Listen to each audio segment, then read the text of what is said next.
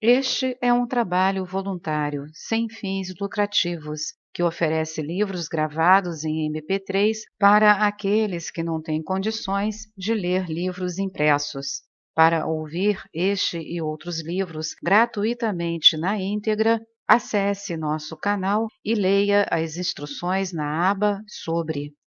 Este livro foi gravado para o uso exclusivo da pessoa com deficiência visual, não podendo ser comercializado de acordo com a Lei nº 9.610, de 19 de fevereiro de 1998. Em geral, eu descrevo a essência do Dharma em duas expressões. Se você puder, ajude os outros, sirva os outros, mas, se não puder, pelo menos evite prejudicá-los. O tema básico do ensinamento Theravada é a autoliberação. É claro que o Kruna, a compaixão, também está envolvido, embora isso não seja compulsório. O principal objetivo é a autoliberação, servindo os outros o máximo que se puder. A essência é: não machuque o outro. No Mahayana, enfatiza-se o altruísmo ou bodhisattva, o desejo de chegar ao estado de Buda para servir ou ajudar os outros seres conscientes. Esse tipo de mente do Buda é a principal mensagem ou prática, por isso, a grande compaixão é compulsória. É o caso do altruísmo humano básico. Não importa o que lhe vai acontecer, você precisa ajudar e servir os outros. Para ajudar os outros ou evitar prejudicá-los, devem existir motivos. Sem um motivo, isso não faz sentido. Deve haver uma razão para se precisar praticar o ahimsa, a não violência, para servir os outros ou evitar prejudicá-los. O motivo fundamental para se viver sem violência, para evitar fazer o mal aos outros ou praticar o altruísmo, é a natureza interdependente da realidade. Os ensinamentos budistas falam de 3 níveis diferentes ou 3 significados da interdependência. O primeiro é compreender o fenômeno em termos de causas e condições. A dependência aqui é no sentido causal. O segundo é a dependência em termos do conceito das partes e do total, no sentido de que todo fenômeno é composto por suas partes constituintes. E o terceiro nível é a maneira como compreendemos o relacionamento e as bases da designação. Nossas dores e prazeres estão relacionados com suas próprias causas e condições. Como desejamos a felicidade e não queremos sofrer, temos de cuidar das causas e condições da nossa dor ou do nosso prazer. Ajudando os outros e dando, sentimos mais prazer, o que resulta em mais conforto. Se fazemos os outros sentirem dor, o resultado será nosso próprio sofrimento. Nossas experiências felizes não são resultado de apenas um fator, mas dependem de vários. Por isso, temos de tomar a conta deles. Quando compreendermos os ensinamentos de interdependência do budismo, ou seja, mesmo um simples conhecimento encerra causas e condições múltiplas que contribuem para ele, teremos uma base filosófica profunda para a perspectiva ecológica, o respeito pelas leis da natureza e do meio ambiente. O ahimsa, ou a não-violência, não significa apenas não fazer mal aos outros, ele é um ato de compaixão. A teoria da interdependência é muito importante porque amplia nossa perspectiva. Ela é tão fundamental para que interpretemos ensinamentos de Buda que surgiram várias escolas na Índia. Um pouco de conhecimento mecânico sobre o universo físico parece apontar para uma espécie de relacionamento entre o observador e o observado, e para o modo pelo qual o processo cognitivo do observador parece causar impacto no fenômeno observado, o qual, mais uma vez, retoma o discurso madhyamika sobre a natureza da realidade. Dado isso, por meio do processo analítico do madhyamika ou do exame filosófico, chegamos ao ponto em que sentimos que precisamos apreciar a disparidade entre a aparência e a realidade. O Madhyamika fala do fenômeno como uma ilusão. Portanto, de acordo com ele, todos os fenômenos são desprovidos de existência verdadeira e realidade substancial. Contudo, existem diferenças entre os vários intérpretes ou eruditos indianos quando tentam entender esse grande insight de Nagarjuna. Nagarjuna é visto pela tradição tibetana como o fundador da escola madhyamika de filosofia intermediária. Aryadeva, seu principal discípulo, foi sucesso de sua linhagem de ensinamentos. Arya Asanga é visto pela tradição tibetana como o fundador do Citamatra, ou da escola mente pura de filosofia indiana. E Vasubandhu foi seu sucessor e o grande defensor da escola mente pura do budismo tibetano. O que é comum a essas duas grandes escolas Mahayana de budismo tibetano, a escola intermediária do Madhyamika e a escola mente pura do Citamatra, é a aceitação ou o reconhecimento da importância cardeal das escrituras Mahayana, em especial dos Sutras Prajnaparamita, perfeição da sabedoria. Quando os Madhyamikas interpretam as expressões e declarações no Paramitayana, que diz que Buda declarou que todo fenômeno é desprovido de autonatureza ou de uma existência intrínseca, eles a entendem em termos da natureza interdependente da realidade.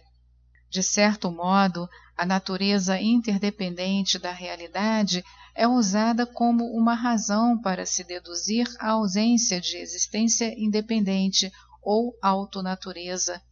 Em outras palavras, eles apresentam os Sutras Paramitas, os ensinamentos sobre o vazio, em termos de origem interdependente ou da interdependência. De acordo com a tradição tibetana, Nagarjuna veio 400 anos depois de Buda e Arya Asanga cerca de 900 anos depois da morte do Buda. Arya Asanga é mencionado em alguns sutras como um ser altamente realizado, tendo alcançado o terceiro bhumi, ou o terceiro nível bodhisattva da realização espiritual. A tradição tibetana acredita que foi ele que preservou a tradição madhyamika de Nagarjuna e a razão pela qual iniciou esta nova linhagem do budismo Mahayana é que, em sua interpretação das escrituras da perfeição da sabedoria, Nagarjuna disse que algumas pessoas têm potencial para cair em uma espécie de compreensão nihilística dos Sutras Mahayana. Assim, em vez de aceitar a afirmação de que todos os fenômenos são desprovidos de uma existência intrínseca, Arya Asanga desenvolveu uma nova interpretação que permitia que os praticantes se aproximassem das escrituras Mahayana, mas continuassem aceitando a validade dos ensinamentos do Buda, segundo o qual nenhum fenômeno tem uma existência intrínseca. Essa nova interpretação vê a ausência da existência intrínseca de maneira diferente em contextos diferentes, no sentido de que todo fenômeno dependente é desprovido de um processo independente de produção, e todo fenômeno imputado e completamente estabelecido é desprovido de uma realidade intrínseca. O fato é que Arya Asanga desenvolveu uma interpretação das escrituras Mahayana diferente do entendimento de Nagarjuna. Arya Asanga interpretou a afirmação do Buda de que nenhum fenômeno tem uma existência intrínseca em termos do que é conhecido como a teoria das três naturezas, segundo a qual todo fenômeno possui três naturezas: a natureza dependente, a imputada e a consumada. Ele explicou que elas têm sentidos diferentes do que é ser desprovido de uma natureza intrínseca. Ele não só desenvolveu esse novo entendimento das escrituras Mahayana, como também fundamentou sua interpretação nas palavras do próprio Buda. Por exemplo, na escritura Mahayana, conhecida como Sandhini-Moshana, o sutra que explica o pensamento do Buda é usado como texto principal para se comprovar a autenticidade e a validade da interpretação de Arya Asanga para as escrituras Mahayana. Na teoria das três naturezas, a segunda é a natureza imputada, e a ausência de existência intrínseca é vista em termos do ser de natureza imputada desprovido de qualquer característica autodefinidora. Em geral, pode-se dizer que existem dois tipos de natureza imputada. Alguns tipos de imputação podem ser meras fantasias, sem nenhuma base na realidade, e outros tipos podem ser uma espécie de rótulo que tenham alguma coisa de realidade. A primeira natureza é a dependente, e sua ideia sugere que o fenômeno ou os acontecimentos surgem como resultado das forças de outros fatores. Portanto, ela não tem uma produção independente. A interpretação de Arya Asanga sugere que o fenômeno imputado não tem características autodefinidoras, mas a natureza dependente e a consumada possuem algum grau dessas características ou de natureza intrínseca. Essa interpretação dos Sutras Prajnaparamitas, que é exemplificada pelos Cittamatras, leva o praticante ou o pensador a se aprofundar tanto na análise da compreensão da natureza da realidade que, em certo ponto, a pessoa começa a perder o concretismo do mundo externo. Os Cittamatras, portanto, chegaram à conclusão de que o mundo externo que vemos é uma ilusão e que não tem esse lado concreto que projetamos. Assim, o mundo externo ou material, o domínio físico é, em última análise, nada mais do que uma extensão da nossa mente, uma projeção, que por fim é levada a uma posição em que o concretismo e a realidade são negados. Para essa escola é muito importante entender como surge a percepção do mundo externo. Se ele é uma mera ilusão, como começamos a perceber seu concretismo ou realidade? Aqui torna-se crucial explicar esse processo, e no discurso Cittamatra encontramos muita discussão sobre a função e a natureza da mente, em particular sobre como surge a percepção. Há muita discussão sobre como a percepção do mundo externo surge como resultado da ativação das diferentes impressões em um tipo particular de consciência chamada consciência fundamental. Portanto, a escola Cittamatra não só discute os 6 tipos de consciência, as 5 faculdades sensoriais e a faculdade mental, como também a consciência fundamental, ou a consciência armazenada fundamental. Dito isso, é importante para essa escola compreender como o processo da percepção começa e como a consciência armazenada fundamental é o repositório de muitas das impressões que guardamos como resultado de nossas experiências cognitivas e emocionais. É preciso, então, explicar que tipo de impressões é deixado na consciência armazenada. Os Cittamatras falam de um tipo particular de impressão que chamam de impressão da mesmice. Ela explicaria como surgem as instâncias sucessivas da percepção do mundo material.